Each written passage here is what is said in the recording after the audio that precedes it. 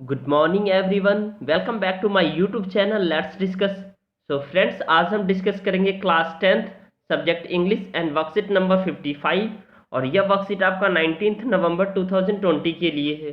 तो आज हमें बॉल पोएम पढ़ना है और read the extract given below and answer the questions.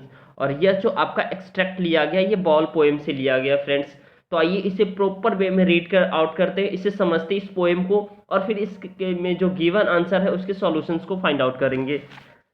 He is learning well behind his desperate eyes the epistemology of loss, how to stand up, knowing what every man must one day know and most know many days how to stand up। वह सीख रहा है, अर्थात वह लड़का जिसका ball खो गया है, क्योंकि उसके आइज जो है ना, उसके आइज बहुत ही डिस्परेट है। क्योंकि अपनी बॉल के गुम होने पर, यानी उसका गुम, अगर किसी का बॉल खो जाता है तो कितना बच्चे डिस्परेट होते हैं। सपोज डेट आप बच्चे हैं जो बॉल खेलते हैं, क्रिकेट खेलते हैं, सपोज डेट मान लीजिए आपका बॉल खो गया तो आप कितना अपने आप में डिस्परेट होंगे, टेंशन में होंगे। ठीक है, जो हमारा बॉल गुम हो गया। ठीक है, तो he is learning well behind his desperate eyes, उसकी आई बहुत ही डेस्परेट है क्योंकि अपनी बॉल के गुम होने पर, खोने पर। The epistemology of the loss, how to stand up. एक एपिस्टेमोलॉजी फ्रेंड्स ये ब्रांच ऑफ फिलॉसफी होता है, यानी एपिस्टेमोलॉजी विजडम ऑफ नॉलेज होता है। और विजडम ऑफ नॉलेज यानी आपको ज्ञान का दर्शन होता है। एपिस्टेमोलॉजी एक तरीके का ज्ञान है।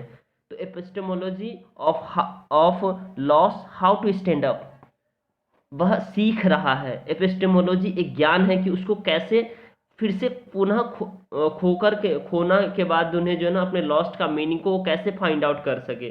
ठीक है, और कैसे उस लॉस्ट के मीनिंग को जान सके। Knowing what every man must one day know, और वह जानना चाहता है, जो वह चीज़ वह जान रहा है कि जो हर एक इंसान एक न एक दिन जान जाएगा, वह वो जानने का क्या कर रहा है, प्रयास कर रहा है। उसके बाद आप नेक्स्ट देख सकते हैं, he senses first responsibility, he senses first responsibility in a world of possessions, people will take balls, ball will be lost always, little boy, and no one buys a ball back, and money is external। मतलब ही senses first responsibility, यानी आज उसे अपनी पहली जिम्मेदारी यानी responsibility का जो है ना क्या हुआ, एहसास हुआ है। अर्थात रिस्पॉन्सिबिलिटी को उसने अपने लाइफ में जो है ना फेस किया है। ठीक है, और फील किया है, उसे महसूस किया है। In the world of possession people will take balls, in the world of possession और people will take ball means होता है लॉस क्या होता है, अर्थात कैसे उसका जो है ना मतलब वो ख्याल रखा जाना चाहिए, उसको पता चलता है। और बहुत सारी बॉल खो जाएगी, कह रहा है ball will be lost little boy, बहुत सारे बॉल खो जाएगी आपका, कोई तुम्हें वह बॉल वापस नहीं लौटाएगा, नहीं आएगा। And no one buys a ball back, money is external, और कोई तुम्हें जो है ना वो बॉल वापस नहीं ला सकता है। और वो मनी जो है ना हमारा एक्सटर्नल है, बट वो बॉल के साथ जो हमारा इमोशन है, वो इमोशन हमें वापस नहीं आ सकता। वो हमारे जो अटैचमेंट है, हमारी जो फीलिंग है, वो बॉल के साथ वापस नहीं आ सकता। हम अगर बॉल खरीद भी ले तो हमारा वो मनी से होगा, और मनी क्या है, एक एक्सटर्नल है। ओके फ्रेंड्स, तो ये बॉल जो स्पेशली है, ये बॉल जो पोएम है, ये बॉल पोएम ये बच्चा अपने, उनके फादर जो मर जाते हैं तो उनके मेमोरी में ये बच्चे अपने फादर को एज ए बॉल रिप्रेजेंट करके सब बताना चाह रहे हैं। ठीक है, और उसे याद करते हैं। तो आइए फ्रेंड्स, इसमें जो कुछ एक्सट्रैक्ट दिए गए हैं इसके क्वेश्चंस के सॉल्यूशन देखते हैं। तो आई होप आपको ये समझ में आ गया होगा, जो अभी के आज के जो से अपनी जो है बच्चों को एक जिम्मेदारी कैसे उसे अपने एहसास होता है। जैसे उसके फादर लॉस्ट हो जाने के बाद एक बच्चे के ऊपर जो है ना एक एज ए वो अपने फादर से कितना वो अटैचमेंट था उसका। ठीक है, तो अर्थात कोई उसे बॉल वो वापस नहीं देगा, क्योंकि एक बच्चों का जो अटैचमेंट होता है, एक बच्चों का जो फीलिंग होता है वो फादर डैड के प्रति वो बहुत ही बेहतर होता है फीलिंग। ठीक है, वो हर कोई हम सब जानते हैं। तो आइए इसके साथ आई होप आपको ये समझ में आया होगा। ठीक है, अब इसमें जो क्वेश्चन है इसके सॉल्यूशन को देखिए। Money is external, here is used by the poet to convey. Money क्या है? एक्सटर्नल है, यानी पैसे बाहरी है, हमारी इमोशन से नहीं है। वो क्या इसका मीनिंग कन्वे हो रहा था? मीनिंग ऑफ लॉस हो रहा है, क्योंकि बच्चे ने मीनिंग ऑफ लॉस को यहाँ पे रिप्रेजेंट किया। प्लेइंग क्रिकेट वेल नहीं, यूज ऑफ पेटीएम नहीं, करेंटली इन करेंसी इन है नहीं, ये मीनिंग ऑफ लॉस है।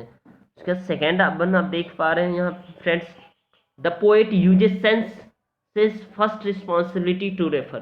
Senses first responsibility to refer यहाँ क्या हो रहा है? तो द ग्रोथ ऑफ बॉय नहीं, the boys taking care of the his position, yes the boys जो है ना अपने पोजीशंस का जो ख्याल रख रहा है। पोजीशन मीन्स उसके जो अधिकार है, उनके जो पोजीशन है, ठीक है, उसका।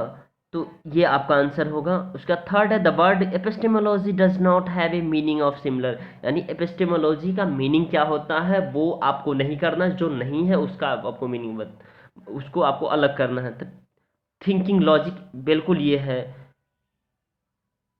थ्योरी ऑफ लॉजिक बिल्कुल है, मेटाफोजिकल फिलोसफी बिल्कुल है, फंक्शन ऑफ स्टीम ये नहीं है। ये आपका आंसर हो जाएगा इसमें friends.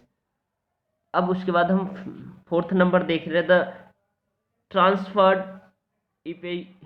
Epithet is poetic device use in the phrase. ये इसमें पोएटिक डिवाइस यूज किया गया है, तो इसका आंसर क्या होगा? तो डेस्परेट आइज है, ये आपका आंसर है, ठीक है। The word of the does not indicate a hopeless situations impossibles to deal with. तो इसका आंसर क्या हो जाएगा? इसका कंपोज हो जाएगा आंसर फ्रेंड्स। ओके, तो आई होप आपको ये वर्कशीट समझ में आया होगा। अब इसका सॉल्यूशन देखिए।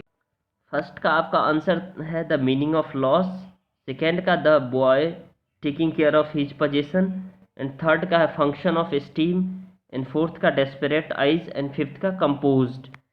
एक बार फिर से देख लीजिए। फर्स्ट का ए है, बी सेकेंड का the boys taking care of his position, third का function of steam, and fourth का डेस्परेट आइज, और फिफ्थ का कंपोज। सो फ्रेंड्स, अगर आपको ये वीडियो पसंद है तो वीडियो को लाइक कीजिए और हमारे चैनल को सब्सक्राइब कीजिए ताकि आपको लेटेस्ट नोटिफिकेशन मिले। Thank you, thanks a lot for watching.